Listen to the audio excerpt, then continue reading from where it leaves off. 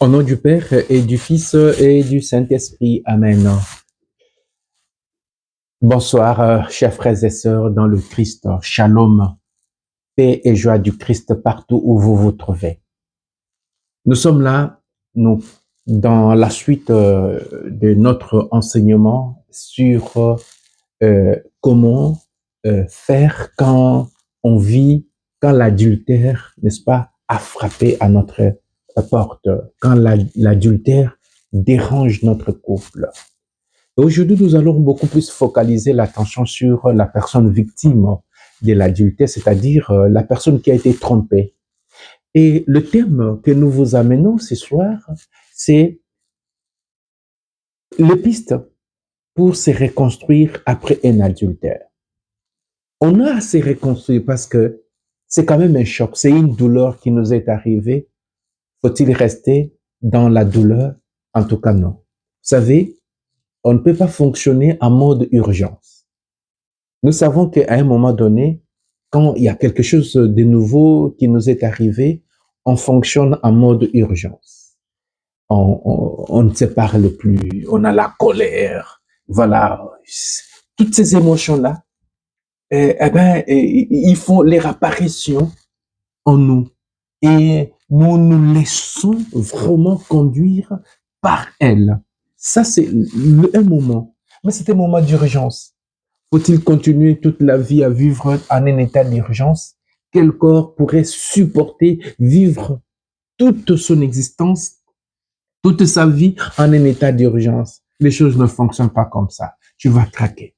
Voilà pourquoi, quand c'est arrivé, le premier moment, c'est tout à fait normal. Il faut laisser les émotions qui apparaissent, oui, mais il faut faire un travail. Un travail justement pour nous apaiser, un travail pour récupérer le mode normal. L'homme ne peut pas fonctionner seulement en mode d'urgence.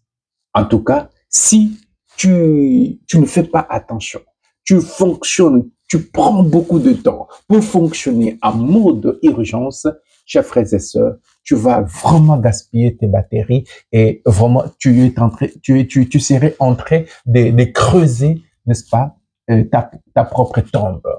Alors, pour que cela ne t'arrive pas, tu as intérêt, cher ami, toi victime, que tu sois le frère, un homme, que tu sois une sœur, une femme, tu as intérêt à partager ces moments avec nous. Et puis, nous prions pour que le Seigneur, le maître de temps et des circonstances, c'est lui qui veut le bonheur de ses enfants par cet enseignement. Nous prions pour qu'il touche ton cœur et que tu comprennes l'urgence qu'il y a, mon frère victime, ma sœur victime, l'urgence qu'il y a de te travailler afin de revenir au mode ordinaire, parce que tu en as besoin. Ainsi, chers frères et sœurs, face à l'adultère, il n'existe pas une seule façon de réagir. Les possibilités sont multiples, car chaque personne est différente et abordera les choses selon son histoire, ses expériences de vie, son psychisme. Ainsi, ce que chacun de nous vit lui appartient, parce que nos réactions nous appartiennent. Nos manières de réagir, notre parcours de vie, notre caractère, notre tempérament, nos cicatrices de la vie, nos humiliations vécues, ils nous caractérisent. Voilà pourquoi il y a toujours un filtre à travers lequel le choc est lu. Nous lisons les chocs de nos vies, les douleurs de nos vies. En tout cas, si elles sont nouvelles, nous les lisons à travers les filtres qui nous caractérisent. Et si, donc, frères et sœurs, chacun de nous a son degré d'intensité de vivre la douleur suite à son histoire personnelle. Il n'existe pas une manière standard. Il n'existe pas une manière unique. Il n'existe pas une seule manière que l'on puisse vivre, n'est-ce pas, la douleur provoquée par l'adultère, par la trahison, par la tromperie. Donc, il n'existe pas une seule manière, d'autant plus qu'il existe des personnes parce que chaque personne a son histoire. Il en est de même. Quand une femme va mettre au monde, selon que l'enfant sort par la main, selon qu'il sort par les pieds, selon qu'il sort par la tête, ainsi de suite, eh bien, les degrés de la douleur diffèrent selon tous ces facteurs. De même pour nous émotionnellement. Chacun de nous est une histoire. Chacun de nous est une vie. Voilà pourquoi nous n'avons pas tous la même manière de sentir la douleur. Il y en a qui sentent plus. Quelqu'un qui a connu une enfance où il y avait beaucoup de douleur, beaucoup de trahison, où il y avait pas d'amour. Cette personne, c'est différent. Sa manière de vivre la douleur sera différente d'une personne qui vit pour la première fois, d'une personne qui a tout donné pour, pour vivre en union avec une autre et voilà, du coup, elle est trompée. Ce n'est pas de la même manière vivre la douleur de la trahison pour une personne qui était déjà engagée, avait déjà un plan et du coup, elle a abandonné ce plan-là justement pour le partenaire, la partenaire avec qui ils sont maintenant. Et que si il arrive une trahison, la manière de vivre cette trahison va être différente parce que tout dépend des paramètres. Comment est-ce qu'ils sont ensemble? Ainsi, chers frères et sœurs, chacun de nous est responsable. Quand je dis responsable, c'est tout simplement chacun de nous a une manière, chacun de nous vit ses douleurs d'une manière. Tout ceci, c'est dû à l'histoire de tout un chacun de nous. Oui, bien-aimés dans le Seigneur, les chocs de l'infidélité peuvent réveiller des choses cachées en chacun de nous. Il y en a qui peuvent tolérer, il y en a qui coupent carrément la relation, il y en a qui patientent, il y en a qui acceptent la douleur par pression familiale ou par pression sociale. Donc, c'est différent. La douleur de l'infidélité peut constituer, n'est-ce pas, une véritable épreuve pour notre relation. Quand cette douleur arrive, c'est vraiment une véritable épreuve. Elle peut briser la confiance que les partenaires avaient établie dans le couple. La personne trompée vit comme si elle était asphyxiée, coupée d'oxygène. Donc, cette douleur-là coupe l'oxygène à la personne. Son monde s'écroule face à cette trahison sexuelle et tout est remis en question. Son estime personnelle.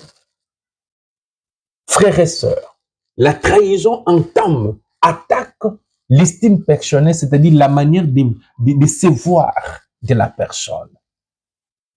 Sa vie actuelle, la confiance qu'elle porte en l'autre, l'avenir, tout cela s'est hypothéqué, s'est mis en question. Voilà comment la victime de la tromperie amoureuse vit. Comment elle passe ces moments? C'est un moment affreux, un moment qu'on ne peut désirer pour personne, homme ou femme. On ne peut jamais, en tout cas, souhaiter ces moments pour personne. Chers frères et sœurs, qu'à cela ne tienne, après un adultère, la vie continue.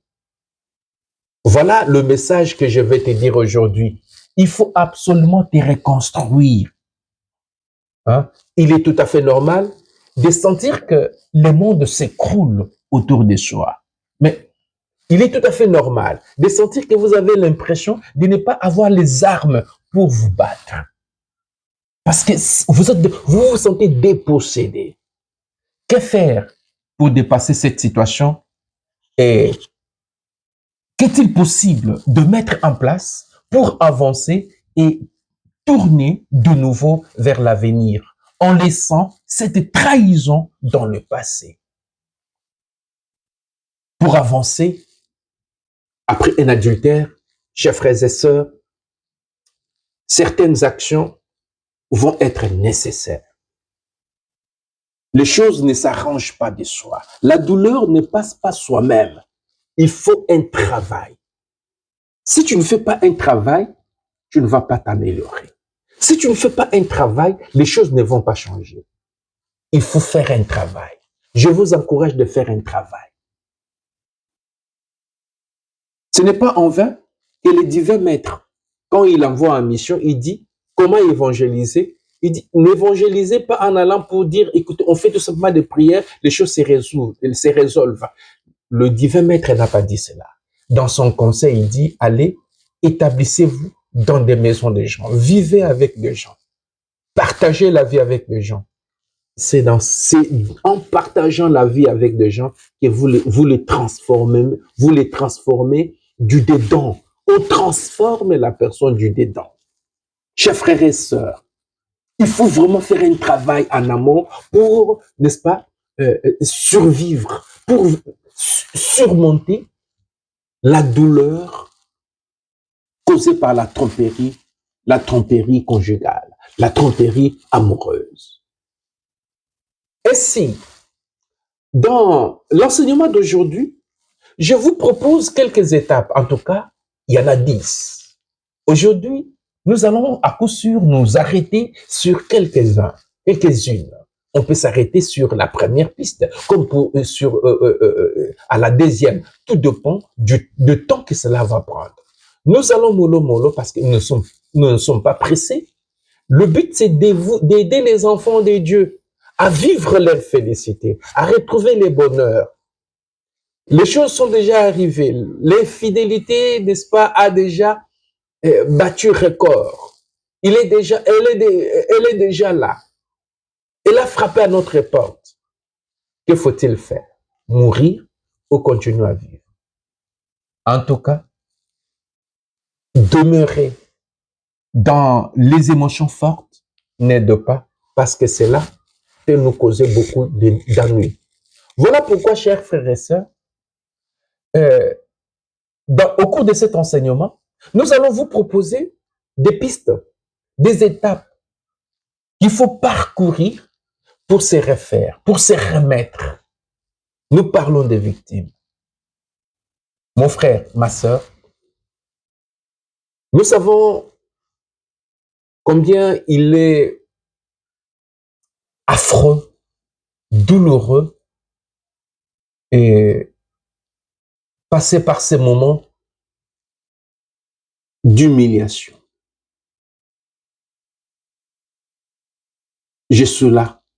Je parle à toi, mon frère, ma sœur. Je te parle à toi. Et je voudrais que le Papa du ciel t'aide afin que tu puisses te récupérer. Voici la première étape pour se refaire, pour se reconstruire.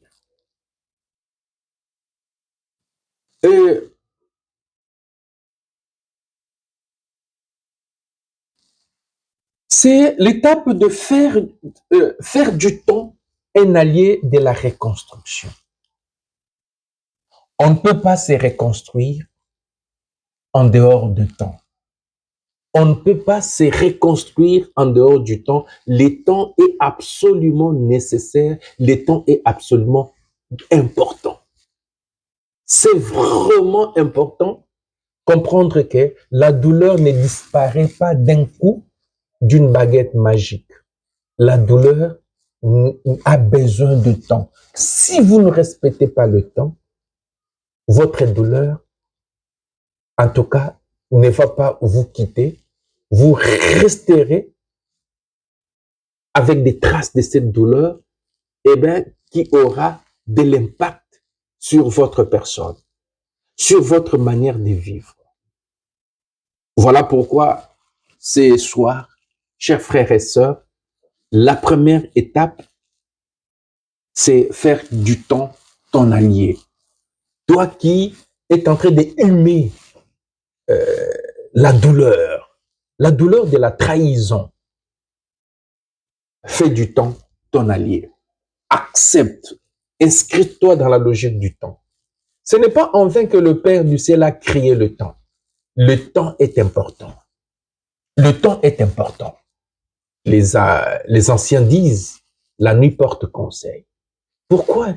Il y a des adages plutôt qui vont dans ce sens. C'est pour nous montrer tout simplement les caractères réparateurs du temps.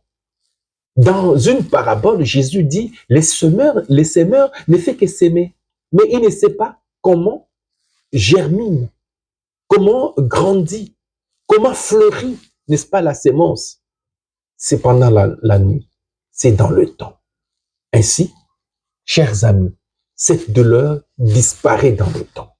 Mais nous devons faire un travail dans le temps pour que le travail que nous faisons soit fructifié par le ciel. Le Papa du ciel va travailler et ce que nous aurons à s'aimer et il va le travailler pour que petit à petit, nous soyons libérés, nous soyons affranchis hein, de la pression, de la déception, de la douleur, n'est-ce pas? La douleur d'être trahi, la douleur d'être, n'est-ce pas, d'être mal payé par son partenaire. Bien-aimé dans le Seigneur, pour parvenir à se reconstruire après une relation extra-conjugale, il est important de considérer le temps comme un allié dans votre processus de réparation. On ne peut pas changer tout de suite. C'est évident qu'après avoir découvert la trahison de l'autre, les émotions sont vives et la douleur est intense. Ça, c'est évident. Sur le champ, il est normal dans un premier temps de vouloir tourner la page rapidement pour ne pas avoir à affronter cela longtemps et retrouver les bonheurs, retrouver l'épanouissement, retrouver le bien-être. Néanmoins, sur le plan émotionnel, le temps est d'une grande importance. Tu peux rompre, mais la douleur te rattrapera. Ne te précipite pas à rompre la relation parce que tu sens la douleur et tu vas rompre la relation. Non, tu n'as pas résolu ta douleur. Chère victime de l'adultère, fais de temps ton allié. Ne sois pas pressé à te lancer vers l'adultère, à te lancer à consulter un avocat pour demander, n'est-ce pas, le divorce. Ne sois pas pressé. Tu peux te divorcer, mais la douleur ne te lâche pas. Alors, nous avons intérêt à nous travailler parce que ce qui est important, ce que nous cherchons, ce dont nous avons besoin, c'est de nous réconcilier avec cette douleur. Oui, le catastrophe est déjà là. Le catastrophique est déjà arrivé. Que faut-il faire? Faut-il mourir? On travaille parce que nous avons la vie. La vie est plus forte que le malheur. Oui, il faut faire un travail. Sinon, la douleur ne va jamais nous quitter. Voilà pourquoi certaines solutions que l'on propose n'aident pas vraiment. Faire comme l'autre, par exemple. L'autre a trahi, moi également, je vais trahir. Est-ce que tu as résolu ton problème? Beaucoup de couples, en tout cas beaucoup de problèmes de couples aujourd'hui, c'est on vit la loi des talions. L'homme a trahi, la femme également va trahir. En tout cas, dans la culture africaine, l'homme est toujours le chef de la famille. Et généralement, c'est l'homme qui commence. Et quand la femme a trahi, c'est difficile que l'homme puisse trahir également parce que la femme a trahi. L'homme va renvoyer sa femme. Il va la répudier. Mais qu'est-ce qui arrive? Il y a des injustices qui se commettent dans nos couples. On ne doit jamais, en tout cas, se voiler la face. On doit les dire clairement. Quand l'homme a trahi, généralement, les femmes veulent se venger. Une des manières de se venger des femmes, c'est également faire comme leur partenaire. Mais avant de s'élancer dans cette logique, dans cette réaction ou dans cette vengeance, c'est la colère, c'est la déception. Et finalement, il se dit, je dois également faire comme lui. Je te pose la question, chère victime, tu vas résoudre ta douleur en faisant comme lui? Non, ne te précipite pas comme ça. La douleur de l'infidélité, la douleur d'une relation extra-conjugale ne peut jamais se résoudre en se comportant comme l'autre, les trompeurs. Il ne se résout jamais comme ça. Ne te précipite pas dans cette logique. D'emblée, tu es pris comme par un pinceau et tu veux agir comme par une tenaille. Tu veux agir comme l'autre.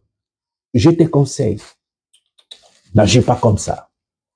Ne te lance, ne réfléchis. Il faut éviter ces réflexes-là.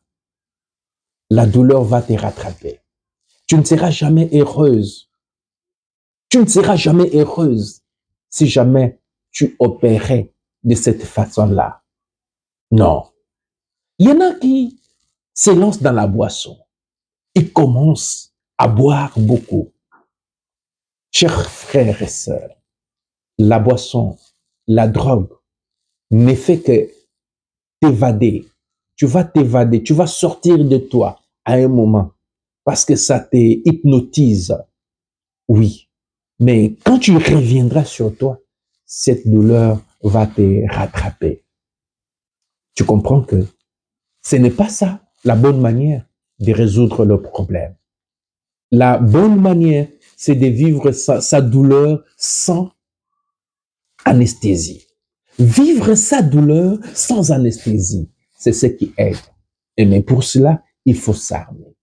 Voilà pourquoi, cher ami, victime, je suis là pour toi. Je sais que c'est une douleur, mais cette douleur-là va t'aider. La femme pour remettre au monde, si on lui donne l'anesthésie, en tout cas, ça c'est le cas de césarienne. Mais si c'est par la voie basse, on n'administre jamais l'anesthésie.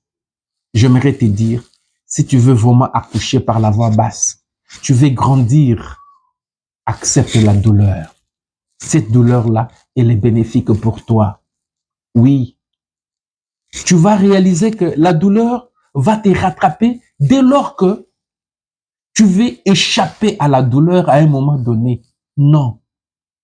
Hein? C'est le temps sans anesthésie qui va vous permettre de délaisser progressivement les émotions négatives comme la peine, la tristesse et la colère pour revenir à des états plus sereins, apaisés et positifs afin de parvenir à l'acceptation et au relâchement, voire au pardon. Il n'y a pas de résurrection sans passer par la douleur. Une douleur sans anesthésie, bien entendu. Il n'y a pas de résurrection sans passer par là. Chers frères et sœurs, si nous voulons ressusciter, eh bien, passons, demandons la grâce de passer par cette douleur-là. Lutter contre le temps, c'est se battre contre sa propre reconstruction. On ne se répare pas. On ne se répare pas donc sainement et entièrement si on ignore le temps. Ce n'est qu'avec le temps qu'on se répare sainement et entièrement. En allant vite, vous n'allez pas au fond des choses. Chers amis, n'allons pas vite pour résoudre nos problèmes de douleur. Sinon, vous allez vous allez, n'est-ce pas, aborder les problèmes superficiellement. Donc, dans la surface. Vous n'allez jamais atteindre le profondeur. Et en restant en surface, la transformation ne peut pas avoir lieu. Pour qu'il y ait la transformation, ça demande la profondeur. Nous avons besoin du temps pour que la douleur nous transforme. La douleur a une grâce que Dieu a cachée dans la douleur. Les gens importants aujourd'hui, les sages, ce sont des gens qui ont été formés dans la douleur. Il y a une grâce de Dieu dans chaque douleur que nous passons. La maturité, on l'acquiert quand on traverse la vallée de l'ombre et des souffrances. Oui, mon frère, ma sœur, la première étape, faisons du temps notre allié. Ne nous précipitons pas. Faisons attention aux solutions paracétamol. C'est paracétamol, mais ça ne résout pas les problèmes en profondeur. Ces problèmes-là vont ressurgir, vont apparaître, réapparaître plus tard. Pourquoi? Parce que nous n'avons pas résolu le fond du problème comme tel. Revenir à la vie d'une manière transformée est l'apanage de la douleur que l'homme ou qu'une personne peut traverser. Nous sentons, la douleur, c'est comme si elle veut terminer avec nous. Mais ça, c'est une apparence. Le fond de la douleur, il y a une grâce. Nous allons revenir, mais d'une manière transformée. Voilà pourquoi les ressuscités, quand il apparaît avec la douleur, mais cette fois-là, les plaies, en tout cas, elles sont là. Mais elles ne font plus, n'est-ce pas? On ne sent plus de douleur. Elles ne font plus mal. La douleur nous aide à renaître dans ce monde d'une autre manière. À renaître dans ce monde d'une manière libre. Vous ne dépendez plus des intempéries. Vous ne dépendez plus des échecs. Vous ne dépendez plus des autres. Vous naissez en maturité. Il y a quelque chose qui se réalise en vous. C'est votre carcan qui se rend. Et désormais, il n'y a plus de retour en arrière. Vous étiez chenille, vous devenez papillon. Vous ne reviendrez plus jamais chenille. Oui, votre douleur aujourd'hui vous fait comprendre maintenant ce que c'est le mariage. Écoute, ne regrette pas. Tu es déjà devenu un papillon. Ne regrette pas l'état de chenille. Peut-être que tu étais entré dans le mariage. Tu pensais à l'idéal. C'était l'idée. Tu miroitais l'idée. Maintenant, tu as les deux pieds sur terre parce que tu comprends. Le mariage, c'est quoi? Le mariage t'a transformé. Le mariage a transformé ta vie. Tu sais maintenant t'es donné pour des gens que tu aimes. Tu te donnes pour tes enfants. Il y en a qui sont dans les mariages aujourd'hui, non parce que, voilà, ils sont aimés ou elles sont aimées, mais c'est parce que il y a encore des choses plus importantes que leur propre vie. Et ça, elles les ont compris suite à la douleur. Quand on traverse la douleur, et la douleur engendre un nouveau être, un nouvel être. La douleur engendre une nouvelle personne. Ah oui, j'aimerais que tu sois de cette génération, des nouvelles personnes que la douleur a engendrées. La race des ressuscités, des gens qui sont revenus à la vie. La vie les a tués par des tromperies. Oui, vous avez été tués quand vous avez été trompés, mais vous êtes revenus à la vie, mais d'une autre manière. Pourquoi vous vous accrochez à vivre? Pourquoi vous êtes encore dans ces mariages? C'est parce qu'il y a quelque chose de plus important qui vous tient à cœur. Vous vivez, donc votre vie, c'est comme une hostie consacrée. Vous vivez pour les autres, pas vous pour vous-même. Quel est le plus grand amour que celui de donner sa vie pour ceux que l'on aime? Oui, mon frère, ma sœur. La douleur a ses côtés mystiques.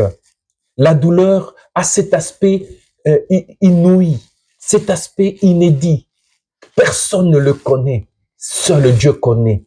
C'est que la grâce que Dieu a mise dans chaque douleur. N'échappons pas à la douleur. C'est comme Jésus, la tentation, c'était que s'éloigne cette coupe. Mais finalement, il a dit que ta volonté, ça se réalise. La volonté de Dieu, c'est de nous transformer. Nous ne sommes plus le même. Nous sommes entrés dans le mariage, nous étions une personne. Mais maintenant, nous y sommes en étant transformés.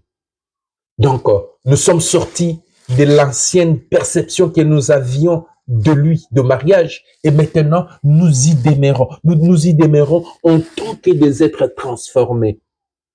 Quel est cet amour que seul Dieu, n'est-ce pas, peut donner? Quel est ce moule, voilà, que seul Dieu peut fabriquer pour le sien? Vous vivez votre résurrection déjà dans le mariage. Chers frères, chères sœurs, faisons du temps notre allié dans le mariage. Je mérite de dire, ne sois pas pressé pour rompre. Ne te donne pas des solutions paracétamol. Entre dans la douleur. Tu ne vas pas mourir. Dieu va te transformer. Dieu, c'est un Dieu de douleur. Les serviteurs souffrant de Dieu. Son aspect a été détesté, méconnu par des hommes. Tout le monde crachait sur lui. Mais il portait le poids de tout le monde. Voilà, quand le temps arrivera, Dieu va éclater sa gloire. Il va resplendir ses serviteurs souffrants. Toi, servante souffrante, toi, serviteur souffrant, le Seigneur va te transformer. Ne sois pas pressé, mon frère, ma sœur. Ne sois pas pressé. Ne consens pas à des solutions paracétamol. Sois encore là. Sois encore là. En tout cas, Dieu ne permet pas que nous soyons tentés au-delà de notre capacité de résistance. Il ne permettra pas. Demande cette grâce au Seigneur. Fais de temps ton allié. Ton allié. Fais de temps ton allié, frères et sœurs. Apprends à résister. Voilà, chers frères et sœurs, lutter contre le temps, nous comprenons, c'est, en tout cas, c'est battre pour sa propre, n'est-ce pas, destruction. Voilà. Donc, on doit faire du temps notre allié. On doit faire du temps notre allié. Chers frères et sœurs, se précipiter ne permet jamais d'aller en profondeur pour faire face à nos émotions. Apprenons à faire face à nos émotions. Nous y reviendrons. Pourtant, c'est ici qu'a lieu tout le travail personnel et intime de reconstruction à la suite d'un adultère. C'est dans cette douleur-là. Nous embrayons sur la deuxième étape. Je pense qu'aujourd'hui, nous allons nous arrêter à la deuxième étape. La deuxième étape, c'est exprimer ses émotions provoquées par l'adultère. Il faut apprendre à exprimer. Nous inscrivons dans la logique du temps. Et la deuxième étape, il faut exprimer ses émotions, toujours dans la durée du temps. Donc, les émotions provoquées par l'adultère, il faut les exprimer. Comment les exprimer? Il faut laisser sortir tes émotions. Il faut apprendre à laisser sortir tes émotions. Quand tu as été trompé, c'est normal d'avoir plein d'émotions, d'avoir la tristesse, la colère, la peur et bien d'autres. L'idée, c'est de les accepter, pas de les fuir. Donc, il faut accepter cela. Il ne faut pas le fuir. Ça, c'est l'idée. C'est ce qui est recommandé. Il faut accepter cela. Quand tu sens cela, accepte-le. Deuxièmement, chaque émotion te parle d'un besoin. Il faut te rendre compte que chaque émotion que tu as te parle d'un besoin. Identifie ces besoins. Je vais donner l'exemple de la tristesse. Toi qui es triste maintenant, il y a un besoin. Le besoin, c'est, tu as besoin d'être réconforté. Quand tu sens la tristesse, suite, n'est-ce pas, à l'adultère, dont tu as été victime, dont tu es victime, eh bien, tu es triste parce que tu as un besoin, tu as besoin d'être réconforté. Et deuxièmement, tu as aussi besoin d'accepter ce qui s'est passé. Parce que la tristesse veut dire qu'il y a quelque chose que tu n'acceptes pas dans la vie. Tu dois accepter. Cette nouveauté-là, tu dois l'accepter. Mon frère, ma sœur, tu n'es plus innocent. Tu n'es plus innocente. Ce qui est arrivé, en tout cas, ça t'a transformé. Il faut accepter cette évidence. Tu ne peux pas faire fuir, donc te taire, donc faire semblant. Faire fi de ce qui est arrivé, il faut l'accepter. Voilà le besoin qu'il y a dans la tristesse. Il y a la peur. Quand tu sens la peur peut-être que les choses s'interrompent. La peur de tes enfants, d'abandonner tes enfants. La peur que ton mari ne revienne plus. La peur, eh ben, te révèle un besoin de sécurité. Tu as besoin de sécurité. Quand à chaque fois, suite à l'adultère, tu as peur, ça te révèle que tu as besoin de la sécurité. Peut-être une sécurité économique. Comment tu vas t'en sortir avec des enfants alors que tu ne travailles pas? Ça te révèle déjà des besoins. Alors, ce sont ces besoins-là que nous allons traiter pour qu'une fois trouvé gain de cause dans le besoin, eh bien, nous soyons à l'aise. On va vous voyez, vivre, prendre du temps, c'est-à-dire faire du temps son allié et en même temps travailler ses émotions, exprimer ses émotions nous aide petit à petit. Donc, les émotions, on les sent d'abord, mais en même temps, on découvre quel est le besoin sous-jacent, le besoin caché, le besoin derrière chaque émotion. Voilà, dans la tristesse, il y a deux besoins, et dans la peur, il y a un besoin. Alors, dans la colère, tu peux sentir la colère. Quel est le besoin qu'il y a derrière la colère? C'est le besoin de poser des limites. Quand tu sens la colère, c'est-à-dire on a violé ton territoire. On a violé ton intimité. Et tu as besoin qu'on puisse, n'est-ce pas, respecter et poser des limites. Tu as besoin de te faire entendre. Vous voyez? Ça, c'est comprendre le besoin qu'il y a dans chaque émotion pendant ces moments. Ne nous précipitons pas. Et troisièmement, comprendre et répondre à ces besoins. Maintenant que nous avons compris les besoins, je dois m'atteler, je dois me donner à satisfaire à ces besoins-là. Si tu comprends que c'est que tes émotions te disent, tu peux agir pour te sentir mieux. Quand tu as compris le pourquoi de tes émotions, pourquoi est-ce que je sens telle émotion, il faut répondre à ces besoins-là pour te sentir mieux. Je vais te donner des exemples.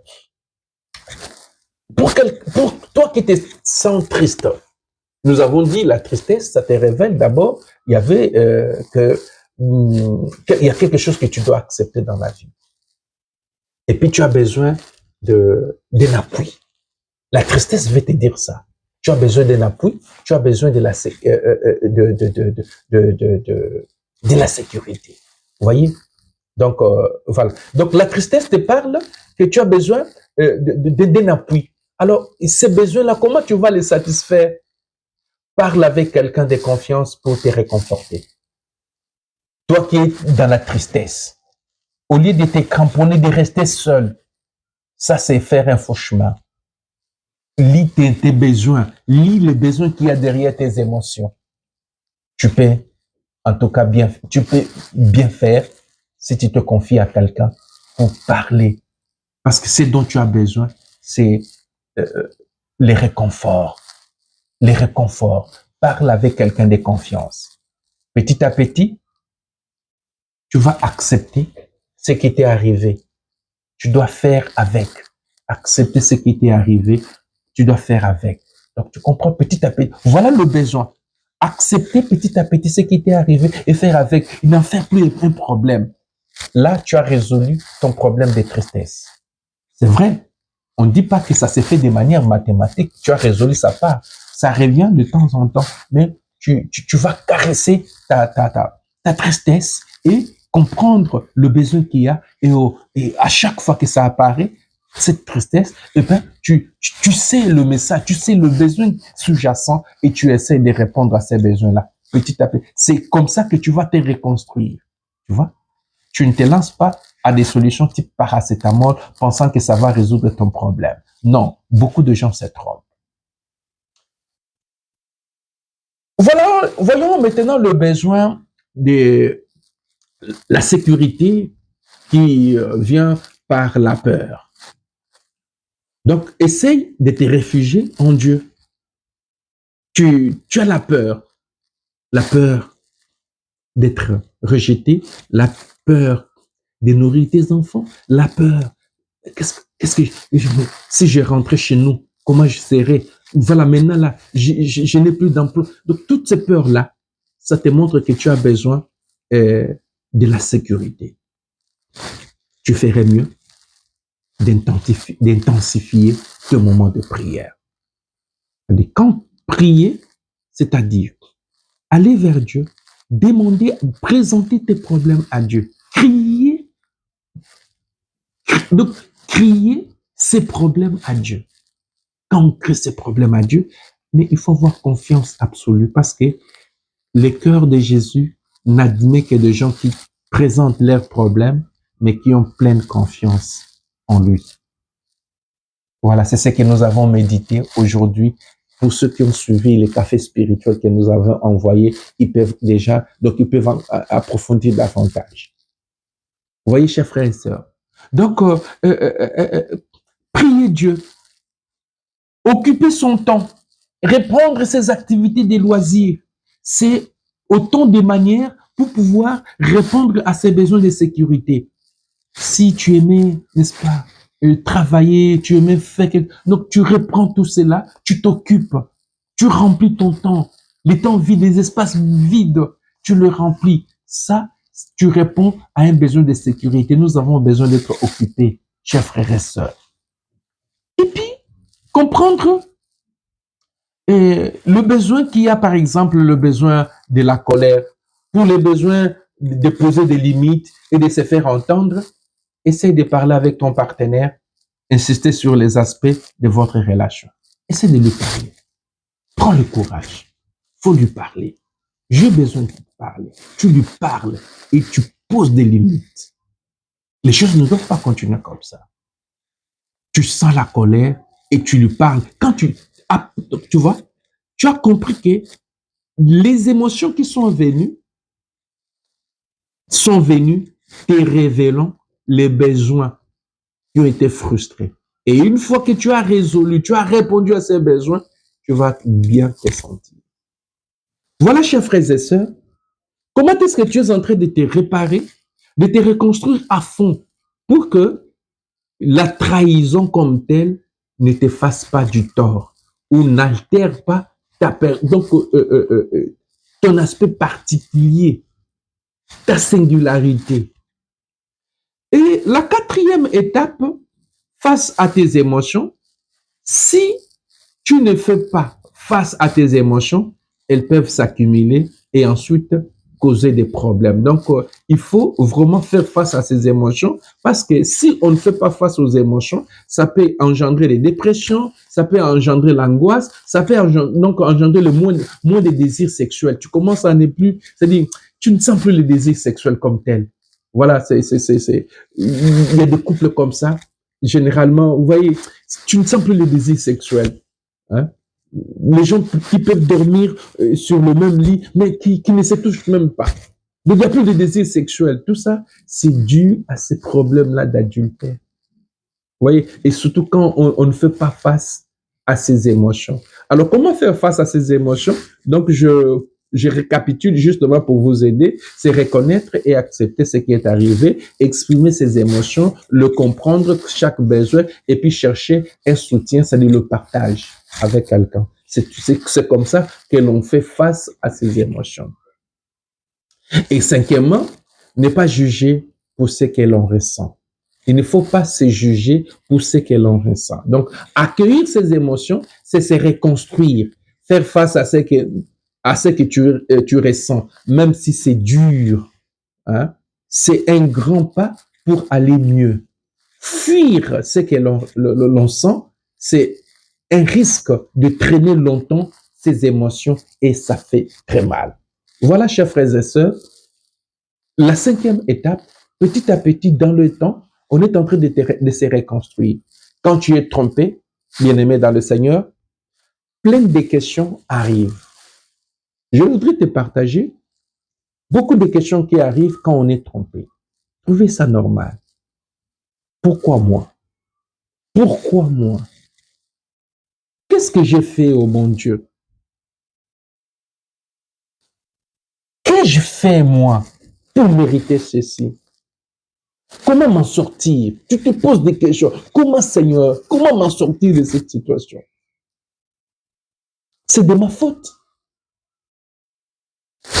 Bien-aimé dans le Seigneur, il faut laisser du temps pour répondre à ces questions. Cela est vraiment nécessaire pour te reconstruire.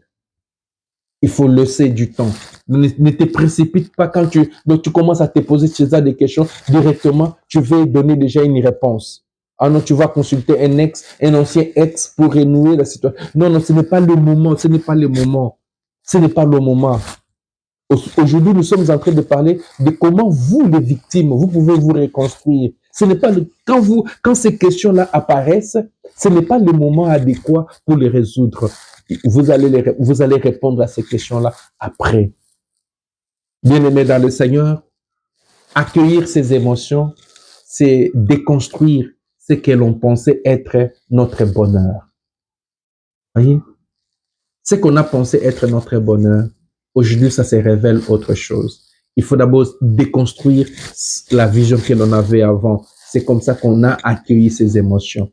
Les carcans s'est rompu, il faut comprendre cela. On n'est plus jamais une chenille, on devient désormais papillon. Accueillir ces émotions, c'est aussi se reconstruire à partir de ses besoins. Vous voyez, comme je venais tantôt d'expliquer, c'est reconstruire à partir des émotions, à partir plutôt des besoins. Accueillir ces émotions, c'est aussi se reconstruire petit à petit, prendre son temps engendre une reconstruction plus solide.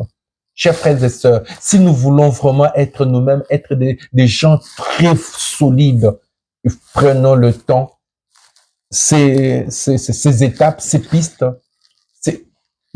voilà, fait en sorte que, une fois qu'on sort de l'emprise, n'est-ce pas, de cette douleur, nous soyons vraiment réconfortés. Par rapport à notre entourage, accueillir ces émotions, c'est exprimer ses émotions sainement. Hein?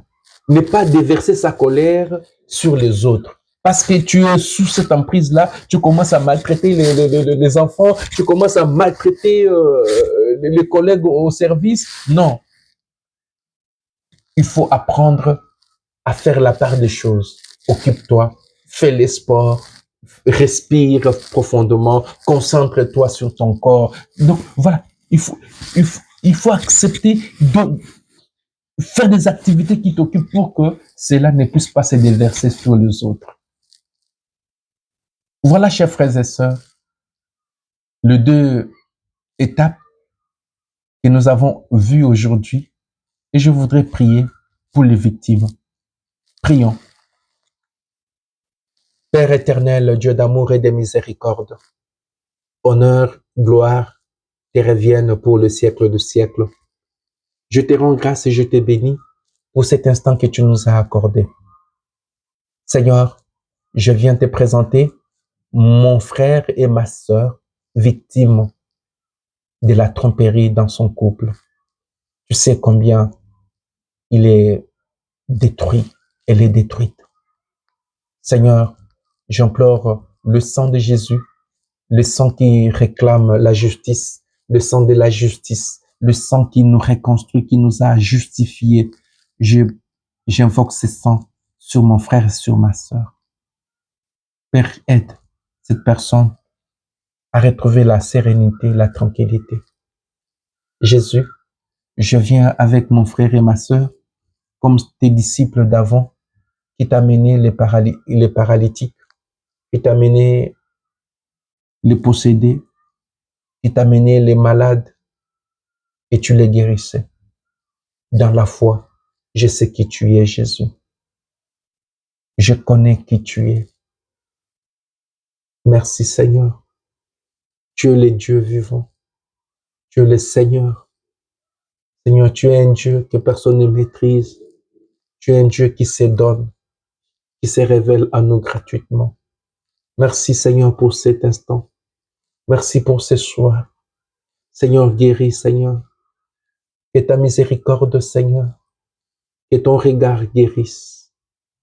Seigneur, tu as regardé des gens, tu les as guéris. Seigneur, guéris.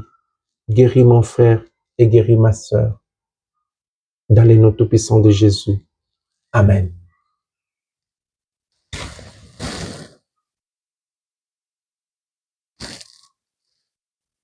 Ainsi, que la grâce des Tout-Puissants demeure sur vous, au nom du Père et du Fils et du Saint-Esprit. Amen.